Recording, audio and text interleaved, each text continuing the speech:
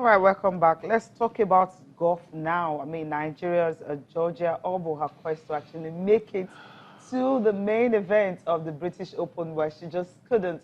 I mean, she was just three shots. I mean, she was just three shots off the mark to get into the main draw of the event. You have about 108 lady professionals right there. You just have and some top amateurs and all that, but she just wasn't able to make it painful. to that, final round qualifying tournament and everything. So we just think she should have been able to secure a place in history. I mean, appearing at the British Open for the first time. But the fact that she was able to make the qualifying round and all that is also a plus. Already. Yeah. You know, but this is painful. Yeah, Very missing by a whisker. That's why she's not going to be taking part in the main draw. But like you said, just playing in the final qualification stage alone, it is massive for Georgia Obo, who is still very young as well. So we need to always remember that she's still so young, and there's still a lot of golf to play, in future. The leading score was 7 under par 65, with 11 players making it to the main event from the field of 108. So it's very competitive. It's very, very. And 11 making it into the final. Draw, which is congratulations to those one. But for Georgia, close but not cigar. But then, I still believe that it's only a matter of time. By the time Georgia gets into a mid-20s and early 20s as well, so I think she's going to be mixing it with the best lady golfers around the world. Absolutely, absolutely. Because I mean, when you're having a strong field like this, I mean, it's always going to be difficult. But then, just 3 short of what she could have been able to make. She just couldn't make it to the main draw. Better luck next time, babe. Yeah. Of course. All right, let's leave golf now and talk about basketball for the D Tigress. They're getting ready. I mean, they're already in camp right here in Lagos. All the top stars, 15 foreign-based players. They are not home-based players. You understand the reason why for that. But this one, that's not what we're talking about. It's the draw for AfroBasket Championship, where Nigeria is in a very good group, yes. Yeah, I mean, whatever group the D Tigers would have found themselves in, for me would have been a good group, because they are that good and they can beat anyone. But let's talk about the group, the draw which was conducted yesterday, FIBA 2019 Women's AfroBasket. Group A has Cote d'Ivoire, Egypt, and Senegal, while in Group B, that's Nigeria's group, includes Tunisia and Cameroon. In Group C, you have Angola, DR Congo, and Mali, while Kenya, Cape Verde, and Mozambique are in Group D. So that's it. 4 groups, 16 teams are ready to do battle at the FIBA Women's AfroBasket. Absolutely, and for Nigeria, we know how, I mean, they've won this championship already. Defending champion. So as they're going, all eyes will obviously be on these girls, of course, to do something greater and better. It was something better and greater. Okay, perhaps retaining the title. They can't do more than that. But believe me, and we know how it is when you go into a competition as the defending champion. A lot of teams will be looking to take you down. And the other time we had Femi in the studio, we talked about how Senegal, we'll be looking to take back a pound of flesh because we beat them at the last edition. This time around, they will be hosting the competition, and they will, have the fans behind them. But then there's still a long way to go to the finals. All we have to hope for now is for the ladies, for the girls to have a fantastic, preparations going into the competition proper. And I can't wait for it to start. It's going to tip off on August the 10th. Yep. So it's so close. We're not far away at all. And it's going to be played at the newly launched Dakar Arena. Dakar Arena seems to be out. A lot's going on there. I mean, the BWB is going on there as well, too. Now you have the FIBA Women's AfroBasket. And it's going to be a fantastic competition. We're seeing some of the faces as the coach. Ortiz Ugly is there, too. You have Azine Carlos part of the side as well, too. Earlier, we saw Aisha Mohammed.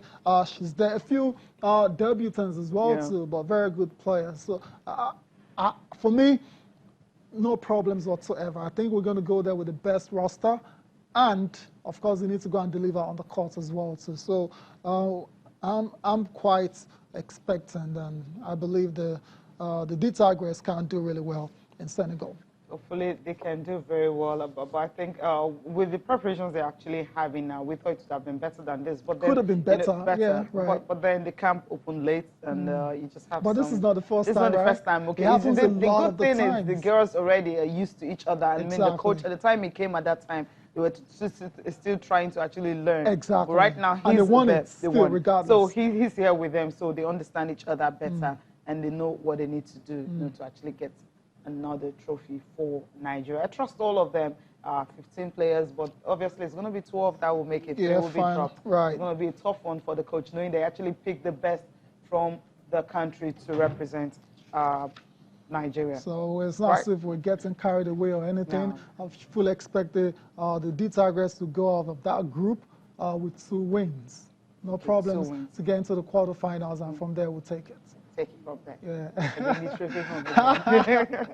Okay, let's move on from the draw for the FIBA AfroBasket. Let's talk about the World Cup qualifier draw. Now that's Qatar 2022. CAF have yesterday, as a matter of fact, conducted the preliminary draw for lesser ranked nations. So Nigeria is not a part of this particular draw, but there's some decent countries as well, so we'll be hoping to get a chance to qualify for the World Cup in Qatar. Some of the fixtures, we're seeing pictures coming from the draw ceremony. Anthony Baffo there was a part of that draw, along with CAF Deputy General Secretary Khalid Nassar as well too. So, I mean, fantastic. Nigeria is not a part of it. Yeah. All right. But some of these countries, eventually, when they get past the preliminary round, might face Nigeria. Absolutely. So we need to keep an eye on this one, definitely. And some of the fixtures are very interesting. One, regional derbies. I can see a few. Sierra Leone and Liberia. Exactly. I can see Burundi taking on Tanzania as well too. Unfortunately, Amunike is no longer in charge there. They need to move on. Hasty decision. Yeah. For me, I think. Yeah, I think so as well. But you know, football is as good as your last result. Yeah. So it doesn't really matter whether you qualify them for the AFCON for the first time in a long time. If you don't do well, you're gone. More fixtures that we can expect to see in this particular prelims. You have Ethiopia, Lesotho, Somalia, Zimbabwe, Eritrea, Namibia, Burundi, Tanzania, Cecilia mentioned already, Djibouti taking on Swaziland, Botswana, Malawi, a lot of Liberia, Sierra Leone, Mauritius, Mozambique, Sao Tome and Principe, Guinea-Bissau, a lot of these countries that are looking to, move their football forward. A lot of small countries, right? And we saw the AFCON, the expanded AFCON teams coming there to upset Madagascar. Exactly, it would have been on this kind of list on a normal day. Yeah, but they went to the AFCON. They're not here. They're not here anymore. They've gone up in rankings. They've beaten some really good sides on their way. Like Nigeria, for instance. Right. You have to remind us about that one. Something you never forget. That's you never forget. Next time we meet them, we'll beat them 5-0, then we'll forget about what happened before. I don't know about that. If it doesn't happen, we'll still remember. Interesting. So first and second leg matches will happen between 2nd of September to the 10th. So we wish all these teams all the best as they try to, qualify for the 2022 FIFA World Cup. In Qatar, not FIBA, I beg your pardon. All right, now let's move on with the show. Let's come back home now. Let's talk about Lobby Stars who have unveiled their new coach. And before we actually talk about Benga Ogumbote, let's hear from Anthony before you mentioned him earlier. I mean, he's actually looking forward to some of the debuts and the countries he feels might just cause an upset in the main draw.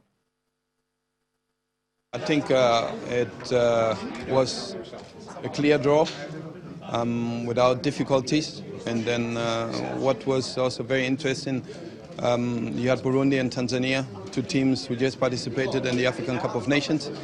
And then also the derby, Liberia and Sierra Leone. 2 great players emerged from these teams, His Excellency, the President of Liberia, Mr. George Weah, and then Mohamed Kalon also, who played for Sierra Leone. I told you there are no more small teams, so this is already a signal that everyone has to prepare very, very well. Even in the ranking, if you're up there and there's a lower ranked team, that doesn't mean you're automatically qualified. You must play football before, and you must play on the pitch. And there's this is the law of football, and I'm looking forward for other surprises.